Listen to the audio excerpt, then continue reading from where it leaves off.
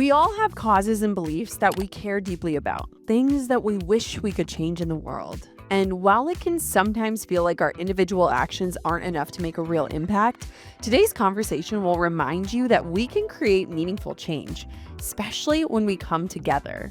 I am so excited for you to listen to today's guest, the amazing Dr. Katharine Hayhoe. She is the chief scientist at the Nature Conservancy, a professor at Texas Tech University, and the best-selling author of Saving Us, a client scientist's case for hope and healing in a divided world. But what I love most about Dr. Hayhoe is how she inspires everyday people to take action. She's a co-founder of Science Moms, a movement where moms unite to protect the future of their children by taking on climate change together, proof that when passionate people join forces, incredible things happen. In today's episode, we're going behind the scenes of the all-powerful Active Man campaign, a movement that's changing how we talk about extreme weather and climate-related disasters. Dr. Hayhoe will share why shifting the way we communicate about climate change is so important, how this campaign is moving people from belief to action, and how partnerships are making an even bigger impact. And the best part is, Dr. Hayhoe gives us real, tangible ways that you can get involved, whether you're a parent, a business owner, or just someone who wants to make a difference. We also dive into how we can address the unequal impact climate change has on different communities and discuss some really important facts that a lot of us likely don't know. Get ready for an uplifting, action-packed conversation that will leave you feeling inspired on how you can be a part of a movement that is literally changing the world. Let's welcome Dr. Katharine Hayhoe to the Gold Digger Podcast. I am so excited to speak to someone who is so much smarter than me today. Dr. Hayhoe, welcome to the episode of the Gold Digger Podcast. Thank you for having me. And I have to take issue with that. We all have different types of intelligence. Oh, it's true. It's true. Okay. I am dying to know a little bit more about you, how you got started, how you got into what you're doing and passionate about what you're passionate about. Well, the science came early because my dad was a science teacher. And my grandmother didn't work outside the home. She had 8 children, but she even had a degree in science education herself. So I was indoctrinated from a very early age into the wonders of science. In fact, my perspective as a child was who wouldn't want to understand why the sky is blue or the grass is green or why polar bear skin is actually black. So I love science. I mean, some of my earliest memories are my dad taking me to the park at night. Probably felt like 2 a.m. It was actually probably like 9 o'clock at night, showing me how to find the Andromeda galaxy through binoculars. So science was an early love. But I didn't make the connection between science and climate change. I always thought, science is something that you do for the good of future humanity, but not necessarily immediate benefits.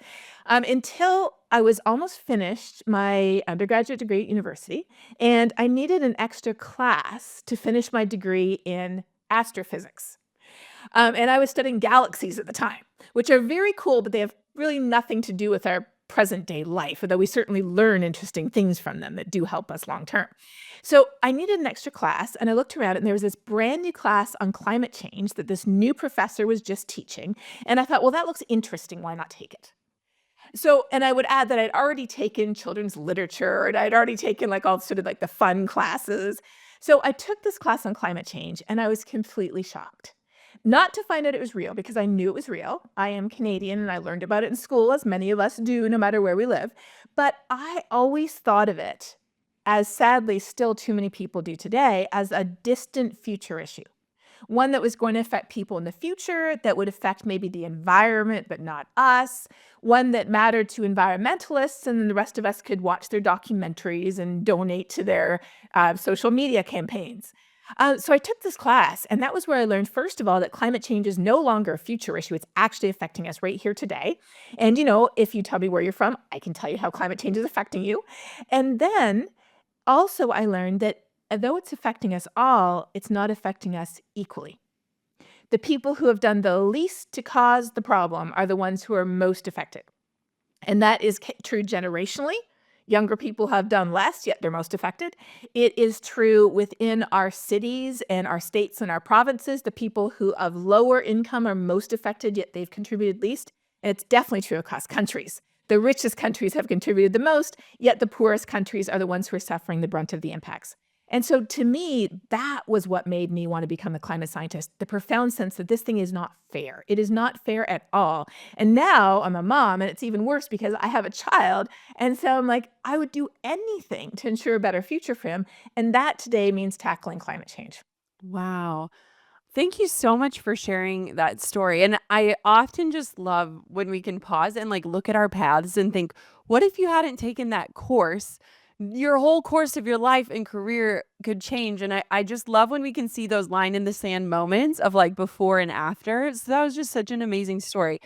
I wanna know, you touched on so many different things, but first, like, why does it matter how we talk about climate change?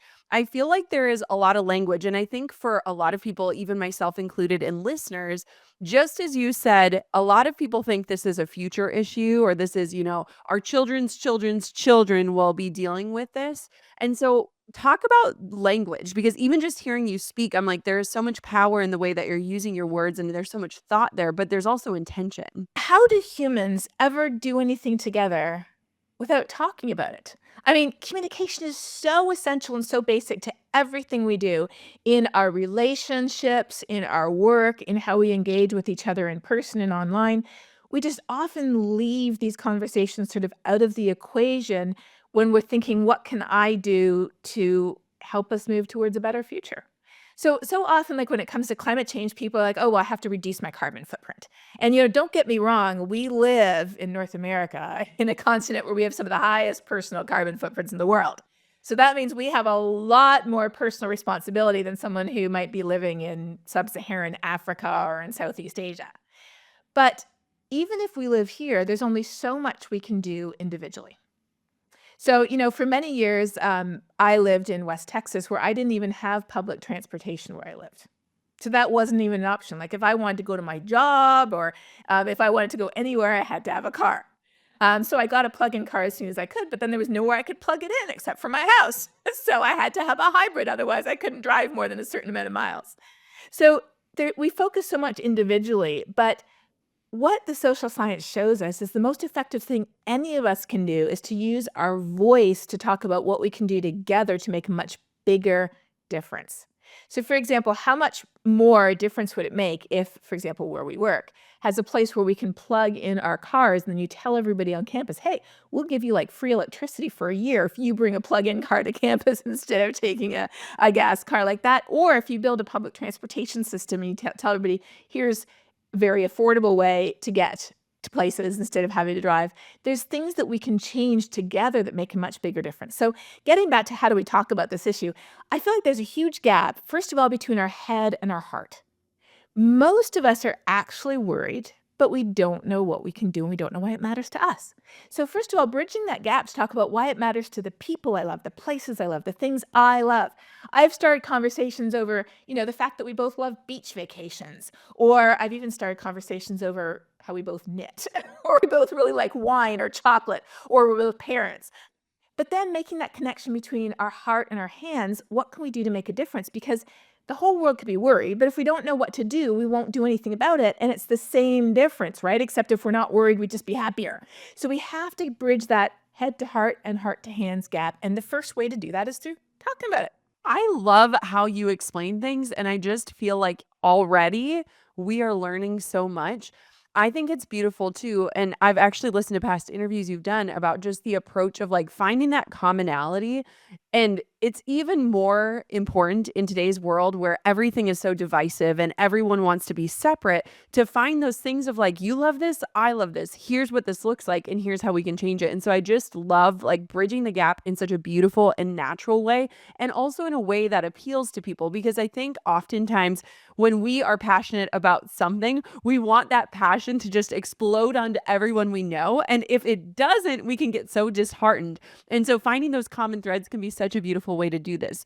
So I want to know, like, what can we, all of this collective listeners, this goal digger community, what are some things we can do to make a difference? We've talked about cars and electric cars, but like in our everyday life, like as we are investigating, what are we doing in the next 24 hours? What are some things that we could be conscious of or cognizant of, or even just putting more thought behind or intention behind as listeners? So, as I already mentioned, Most people are already worried about this issue. Even in the US, 2/3 of people are worried. But we don't talk about it because if you don't know what to do about it, why would you want to have a depressing, sad conversation? So often we just assume people don't care. And we assume that they just need to be more worried. And we assume that we need to focus on ourselves as individuals to make a difference. But the reality is we can't do this alone, but we can together. So when people ask me, and I have to say, this question, what can I do, is the number one question I get these days as a climate scientist. That is number one. So if you go to my Instagram account or my Threads account, I have pinned to the top of my accounts the answer to my question. And the answer, I would hasten to add, is based on science because there are scientists who study people and they study how people can make a difference. And they've been studying this for a long time. They study, the civil rights movement. They study how women got the vote. They study how slavery was abolished. They study how, gay marriage was passed. They study how social change happened. And this is what we need to fix climate change. We need social change.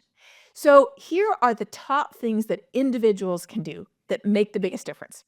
Number one is something so simple. Again, we often don't even think about it. The fact that we need to be having conversations that connect our head to our heart to our hands. Most people are worried, but most people aren't having conversations. Across the US, maybe a third of people hear somebody talk about it once in a while. How do we as humans ever do anything together without talking? That's number one. Number two is join a climate group to help amplify your voice.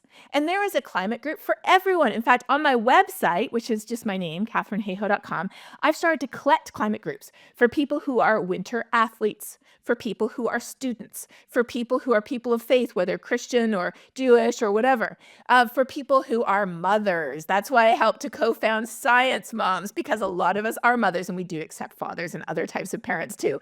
But we call it Science Moms because we're all moms and we're climate scientists. Let's join a group to help elevate our voices together. That's number two. Number three, you can guess, is to use your voice where you work or where you study. Because everything that a school or a university or a place of worship or a place of where you work, a business, an organization is doing is because somebody, usually not the CEO, said, why aren't we doing this? And then we can make our money count. So where we get our credit card, where we bank, if we have retirement or pension or anything like that, we can make a difference because here's a crazy stat. Having $1,000 in a bank account with a bank that invests in fossil fuels produces the same amount of carbon as flying from New York to Seattle if you have that $1,000 in an account over a year. So where we put our money makes a difference. And then we can use our voice with politicians.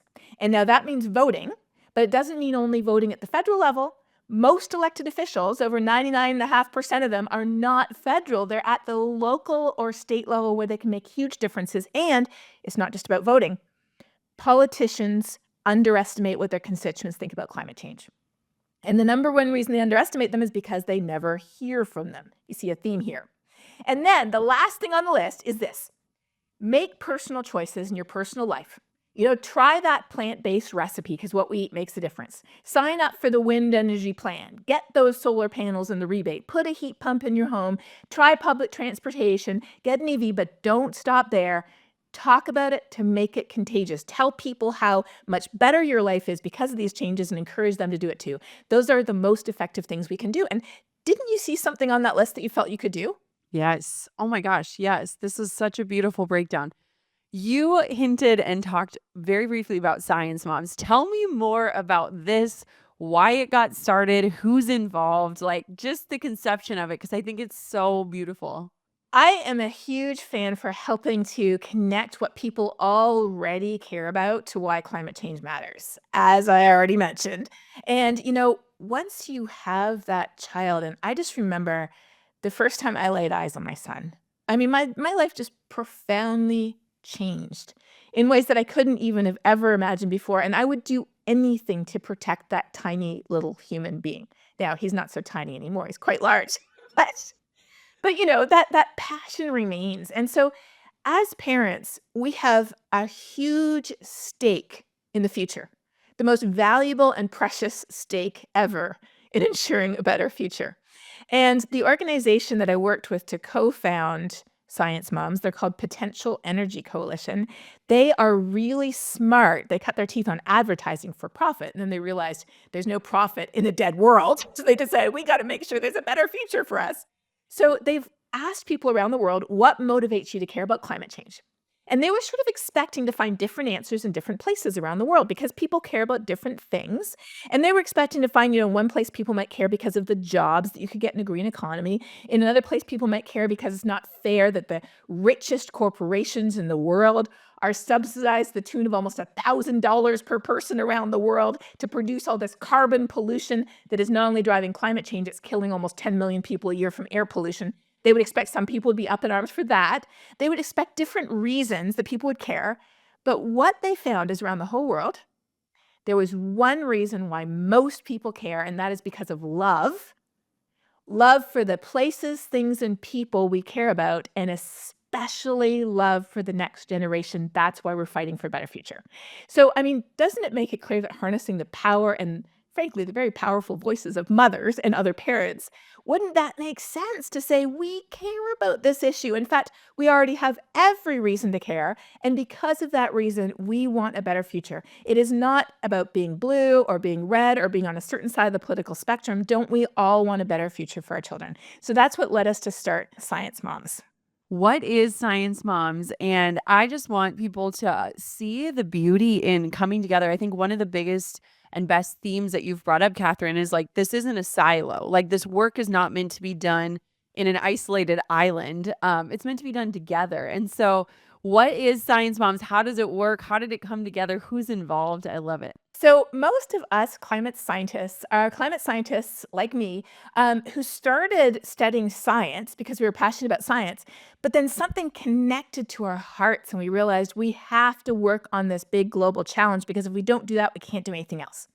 And for a lot of us, we realized that it's the fact that we're parents that makes us care about it. So a couple of years ago, I got together with a number of my fellow scientists who are also mothers, and we helped to create this nonpartisan group of climate scientists who are mothers because we realized that a lot of people don't have the information they need to have these conversations. So we want to provide accessible and reliable information, facts and truth for people to have these conversations with people around them, with their kids. What books can I be reading with my kids? What things do I need to say if I'm actually going to do something really scary, like reach out to an elected official's office and say, I care? What am I going to say? If I'm going to share something on social media, I'm not a scientist. What am I supposed to say if I'm sharing on social media? So we want to provide all that information to help engage and empower moms across the US and beyond to use our voices to advocate for a better future for our kids. That's the goal of Science Moms. I am obsessed, and I feel like you just answered so many questions. In that is, I remember listening to a past interview you did, and you were just saying that, like, as humans, it is not possible for us to understand, know, and research everything. And so oftentimes we're seeking out people that we trust and know that have done the research ahead of us so that we can learn from them versus trying to go out and do it all. And I feel like with a topic like climate change, it feels insurmountable. It feels impossible, especially as a busy mom, to take the time to really understand it, know the language, be able to back it up. And so I absolutely adore what you guys are doing and the resources that you're creating because for busy moms, it helps equip us with the information that we would be seeking on our own and maybe not finding. And so I just think it's amazing. Thank you. And I totally agree. We're all busy moms too.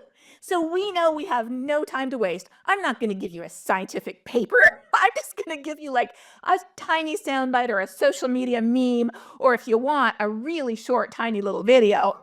But we just want to cut to the chase here. We've got, lunch in one hand. We've got our work in another. We've got, rocking the cradle with our foot, so to speak, as we're doing two things at once with our hands. We don't have any time to lose. But here's the thing. We know that we are utterly 100% committed to a better future for our kids.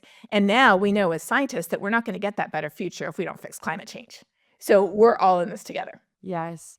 How can our listeners get involved? So let's talk a little bit about the Active Man campaign. I think it's really interesting. It's sparking conversations.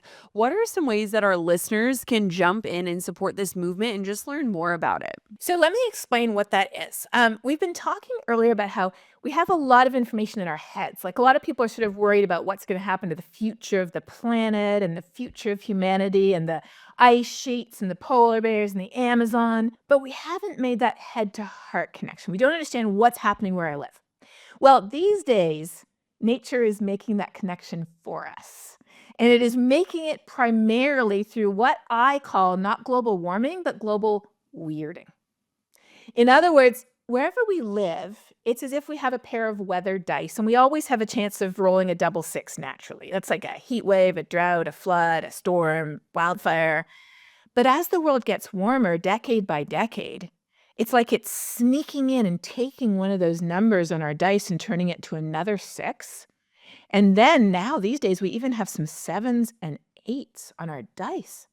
And so we're getting heat waves that start earlier and last longer and that are way hotter than we've ever seen before. We're getting heat waves in some places in winter, like Australia just had a record-breaking heat wave in their winter.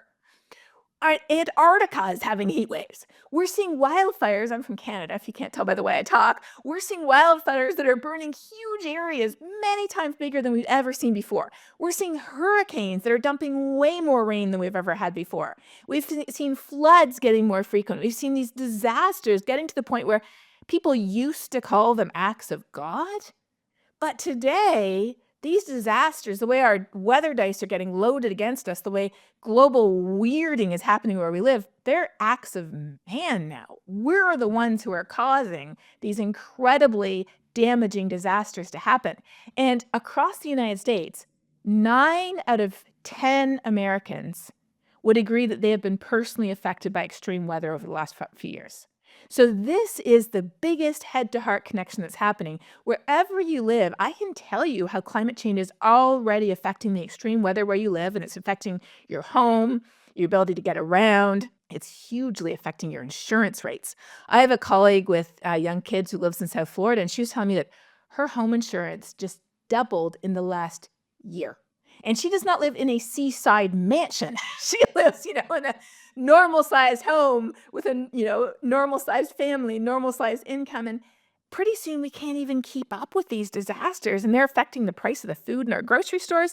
They're affecting the quality of our water. They're affecting the air that we breathe. They're affecting every aspect of our lives. And so that's what Active Man is about. It's about showing us that our decisions are the ones that are doing this to ourselves. So, for example, where do you live? Duluth, Minnesota. Okay. Duluth, Minnesota, you might be like, well, that's very far north. It's almost on the border with Canada, right? Isn't a little global warming a good thing up there, like longer summers, nicer weather, less snow? Well, in Duluth, you've got 11 rivers going through the city, right? And I think it was over 10 years ago, there was a massive flood. In fact, in some places in Minnesota, people's home insurance has gone up by 300% or more just because flood risk is increasing. How is that connected to global warming? Warmer air holds more water vapor. So when a storm comes along today, there's a lot more water vapor for that storm to sweep up and dump on us than there was 50 or 100 years ago. So the flood risk in Duluth, Minnesota, as well as Toronto, Ontario, where I'm from, has gone off the charts. And it's even worse when you've got rivers going through because then all the water from further away is coming through the city as well. So Duluth suffered some incredible floods. And as a result, the city has actually invested in creating what they call these riparian zones, which are green areas of vegetation and nature that absorb floodwater along the rivers instead of having homes that can be damaged.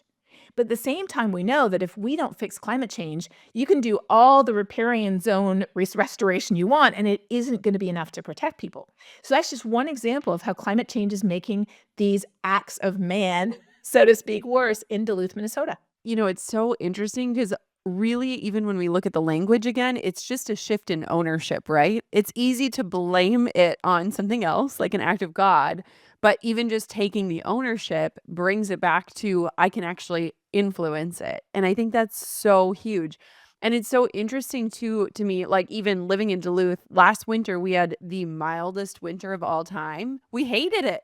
there's no snow. I'm like, we live here because we actually like the snow. Like, and it's just it's impossible to ignore. And I think that's what's really interesting is, especially I believe for my generation, so many of us still have that back of the mind, like 100 years from now mentality, but we're literally seeing it and living it. And I think too, as parents, naturally you experience it even more. My kids were so disappointed they got ice skates for Christmas and they couldn't even get out on the lake because there was water on it. And so it's like, as parents, I feel like it hits you even deeper of like, we didn't get to take our snowshoes out this last year. We didn't get to go cross country skiing. My brother bought snowmobiles. They didn't even get to use them. And so it is interesting, not only impacts in just what you can do in the weather, but experiencing the lack of experiences due to the weather as well. Oh, totally. I mean, I'm Canadian, so I grew up with an ice rink in our backyard. My second first memory after my dad showing me how to find a galaxy was going to his hockey games when I was like 3 years old. So that's a big part of our life is learning how to skate and the number of days we can skate outside versus inside. I mean, normally you just flood all the tennis courts and that's where people skate in the winter. Well, you can't even do that anymore in a lot of places. Our lifestyle is changing, and what we wanted to teach our children, what we learned from our parents, is changing for us. And imagine how much more it's changing for Indigenous people who live up in the Arctic Circle. And then there's those types of losses of things that we care about, but then there's also things that affect our health. Like, for example, you and I probably remember, growing up, my mother never checked me for ticks. Like, I would spend all summer running through the woods as much as I could in Southern Ontario, and I never worried about ticks. My husband grew up in Virginia, and every night his mother would check him for ticks, which of course carry diseases, right?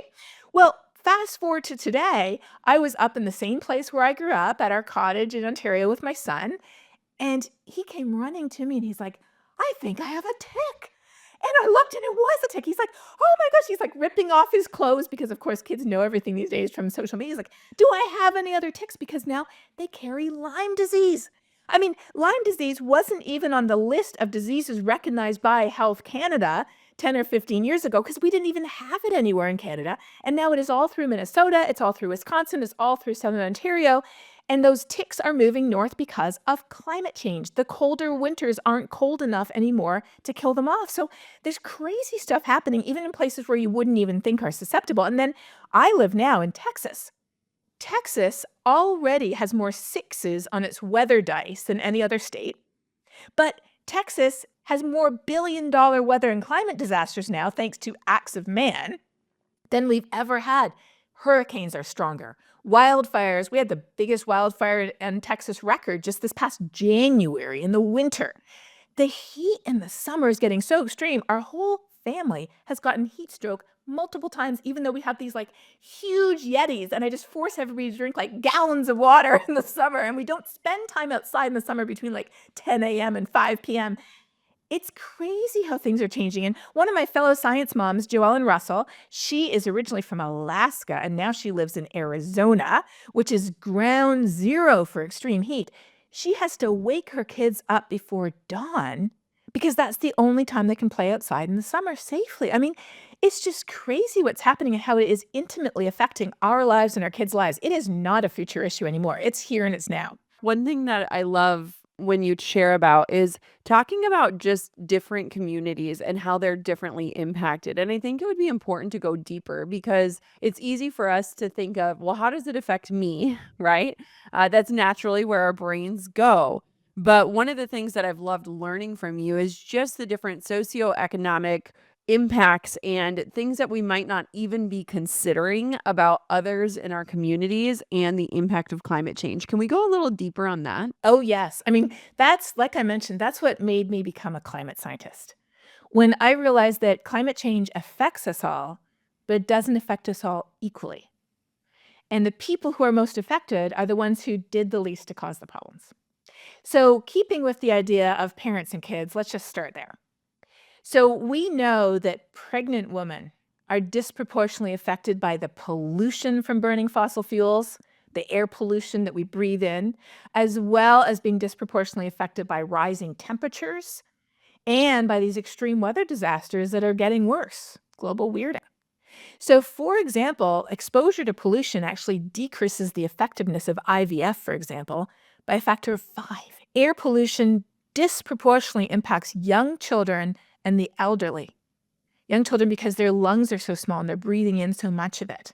When you shift school buses over from diesel school buses to electric school buses, within just a matter of weeks, childhood asthma goes down by 30%, and then it continues to drop over time. Having gas stoves, now I love to cook with the best of them. And my gas stove was one of my favorite things. I just want to say for the record. But when I read the research that, frankly, it horrified me that as I'm an atmospheric scientist, I study the air. I didn't even know that gas stoves produce so much indoor air pollution, even when they're off, that I had a gas stove for most of our life. It wasn't until about 8 or 9 years ago that I started to see the new research on gas stoves and air pollution and the impact on kids, and how children are 6 times more likely to have asthma if they grow up in a home with an indoor gas stove. So I switched to induction, and at that time there was a lot of misinformation about how I couldn't use my cast iron Le Creuset stuff that I love, that I asked for my wedding and I use every day. But it turns out you can use all of that. I can use everything. So that's all good. Not to mention you can boil water faster and there's no air pollution. So all of that disproportionately affects kids. And as soon as I found out about that, I posted it on my Facebook page. And I have a newsletter every week called Talking Climate, where I talk a lot about this type of stuff too. And I posted it, and then people were like, "Oh, are you serious? Like, is this really the case? Are you sure?" And I was like, "Well, yeah, I think the research is pretty clear." So I posted again a couple of years later, and this woman commented on my post, and she said, "I didn't know anything about it either, but I had a son who had terrible asthma. We had already ended up in the ER with him multiple times." And your heart just breaks when you think about that. I'm very fortunate that my son doesn't have it. My sister had asthma growing up, and so I know what it looks like to be struggling to breathe, to have to carry an inhaler with you all the time, to be running to the ER. As a sibling, it's traumatic enough. As a parent, it's even worse. And so she said, she'd already been to the ER multiple times with her son. He was only about 5 or 6 years old at the time.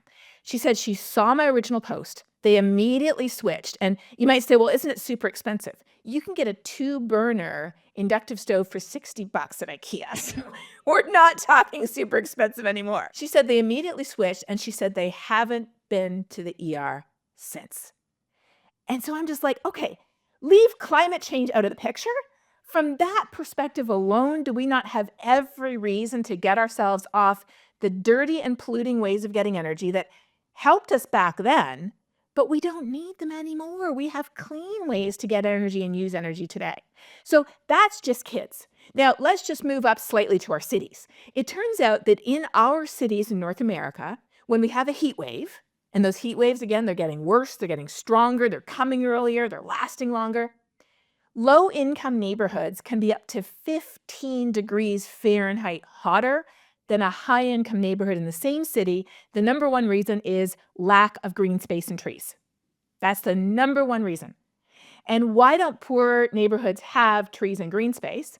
Often it's because of historic racist practices called redlining, where people couldn't get mortgages, or they couldn't get low-interest loans, or the city didn't invest in parks and boulevards and green spaces in those areas. So as a result, they're hotter during heat waves, air pollution's higher because trees actually filter the air pollution out of the air. They don't have places to go with their kids outside. If you're outside for 15 or 20 minutes, it actually changes your brain chemistry. It helps with our mental health. It provides us a place to spend time outdoors. And green space, it soaks up rain when it floods. Whereas if you just have concrete, then all that water goes and it floods your homes, it floods your streets. So it turns out that greening low-income neighborhoods, first of all, reduces air pollution, reduces the heat burden, which reduces the impact on people's health, reduces the impact on their air conditioning bills, enhances their physical and their mental health. And in fact, at the Nature Conservancy, where I serve as their chief scientist, we just finished a multi-year study in Lowville, where they looked at the impact of greening a low-income neighborhood on heart health. And it turns out that it We were collaborating with the medical school at the university, and they discovered that the simple act of planting trees in low-income neighborhoods actually decreased inflammation, which leads to a whole host of issues, both mental and physical, as well as heart issues. So, I mean, there's just so much inequality that there's some amazing solutions to. And then, of course, we have the whole inequality between countries where, we talked about these disasters, these acts of man that are getting worse where we live, whether Minnesota, Florida, or Texas. But if you look globally, which countries are suffering the worst? It's countries like Mozambique, countries like Afghanistan, countries that are already living on the edge that don't have the resources like basic health care or clean water or enough food. They're the ones that are being affected most. So those are all the whole range of inequalities we're dealing with. And I mean, as a not just as a parent, but as a human, doesn't it just make you want to be like, yes, we got to fix this, right? Absolutely. It's all so fascinating, and I think, it can just feel overwhelming, and so, Catherine, help us to feel hopeful and to feel encouraged and inspired into action, because I think at the end of this episode, that is all we can do, and so what would you say to somebody who's listening to this and they're like, "This feels so hopeless, like, where do we go from here?" Because honestly, I think that is next to the thought that this isn't gonna happen for a long time, that is the next feeling, and so where do we go from here? I feel like we are all standing there at the bottom looking at the top of Mount Everest. And I enjoy hiking with the best of them, but I am not a mountaineer. I am not what you would call like an athlete.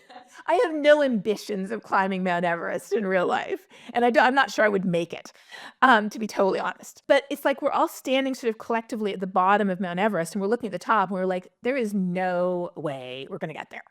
Well, how do you get there? You get there one step at a time. And all of us have the ability to take one step. And if we do things together, we have the ability to take more steps. And here's the thing. We don't have to do this alone. It's not like every human being on their own without reference to anybody else has to get to the top of Mount Everest. We just have to figure out collectively how to do it. And I know that collectively we can. How? Because we've actually done something like that in real life. And we've done many other things in real life. Take that to the social change that we're talking about that we need. 100 years ago, most of us women, we couldn't vote, right? Many places we couldn't vote. In fact, in some countries, people couldn't even vote when I was born. That's how crazy it is. But now we can vote, and often we just take that for granted.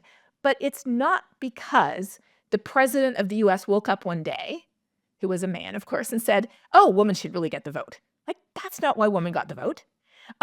Slavery didn't end because the King of England woke up one day and was like, oh, slavery is so unfair. It really should be abolished. No. Civil rights were not enacted because the people in charge were like, oh, it's crazy that we have this ridiculous system. Why don't we just fix it? And apartheid didn't end because the ruling party in South Africa said, oh, it's Friday. We should just, give people racial equality. Like, none of these things happen because the leaders just decided spontaneously one day they should happen. They happen because very ordinary people who were not wealthy, they were not influential, they were not even the Albert Einsteins of the world. They were just people who had the courage of their convictions, and they knew that their voice was the most powerful thing they had. So they used their voice, and some of those people we know. So we know the names of Martin Luther King Jr., right? We know the names of Susan B. Anthony. We know the names of Nelson Mandela. But, they were thousands of people, tens of thousands of people, hundreds of thousands of people who marched with them, who used their voices with them in the places where they were, because we all have friends, we all have neighbors, we all have coworkers or colleagues, we all have people who are part of these same organizations as us.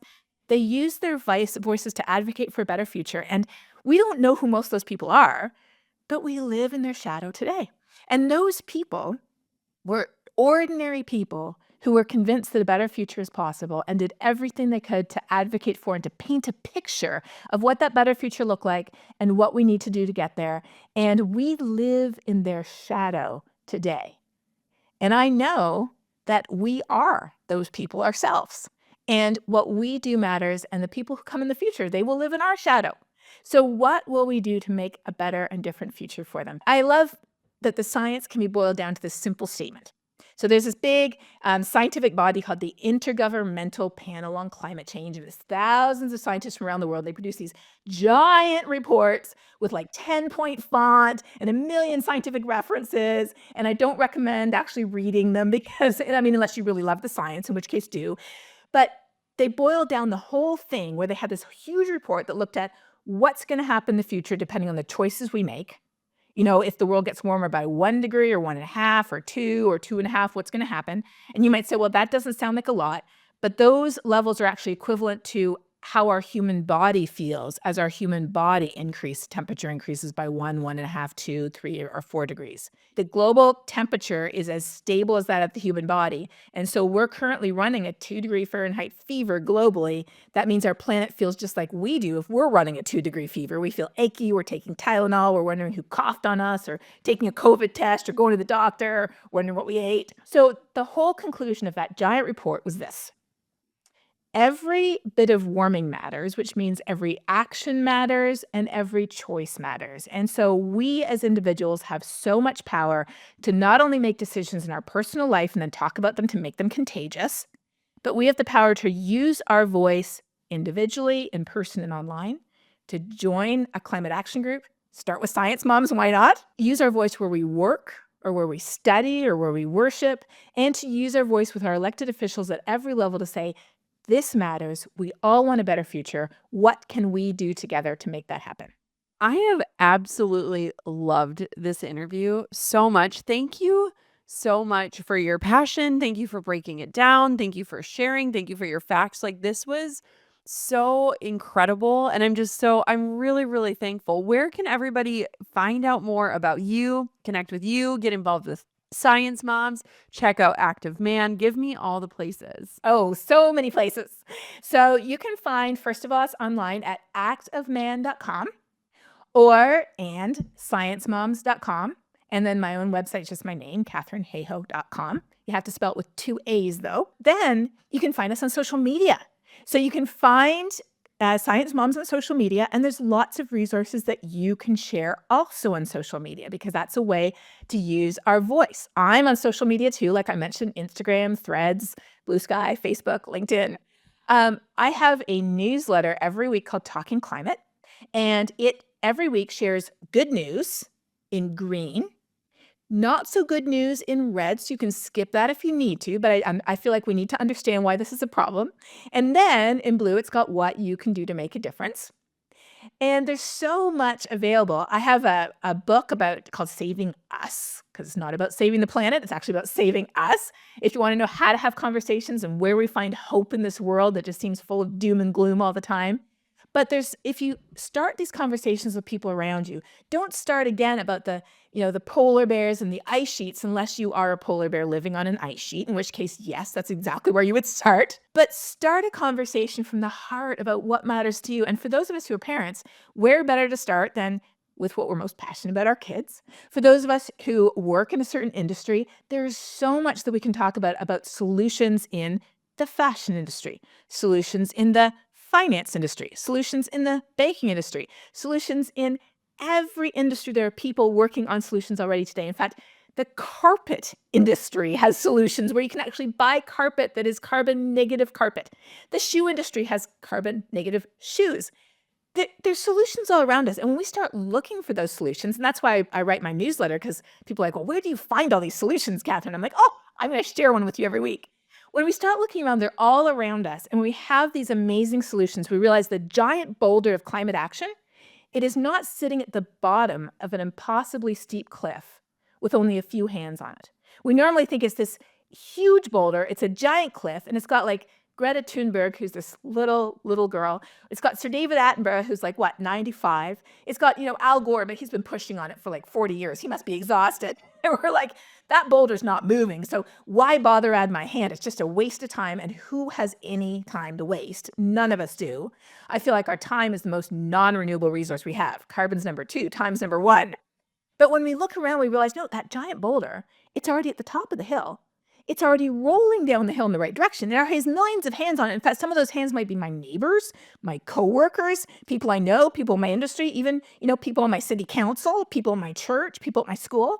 It has millions of hands on it. And if I add my hand to a rolling boulder, it's going to go a little bit faster, and I'm going to be making the world a better place. And bottom line is, don't we all want to be making the world a better place? Like, isn't that what helps us sleep at night? Yes. Oh, this was amazing. Thank you so much for coming on the Goal Digger podcast. I hope everyone goes and checks out Science Moms, gets involved. I can't wait to get your newsletter. I just feel like I love the breakdown and the sections, and I also just love newsletters in general. So bravo to you. Thank you so much for coming on the show today. Thank you for having me. This has been such a pleasure. I've got to say, I am feeling so fired up about this episode. I absolutely loved hearing from and learning from Dr. Katharine Hayhoe. I think she is a brilliant communicator, and I absolutely loved the focus on conversation and finding commonality in a world that feels so dismissive and divisive. Finding the things that you love alongside other people who have that common love so that we can all come together and make a massive difference. I feel enlightened. I feel inspired. I feel ready to take action, and I hope you feel the same too. Make sure you check out Science Moms and learn more about ways that we can all come together and make a difference for this beautiful planet that we live on. And thank you so much for tuning in to another amazing episode of the Goal Digger podcast. Until next time, keep on digging your biggest goals.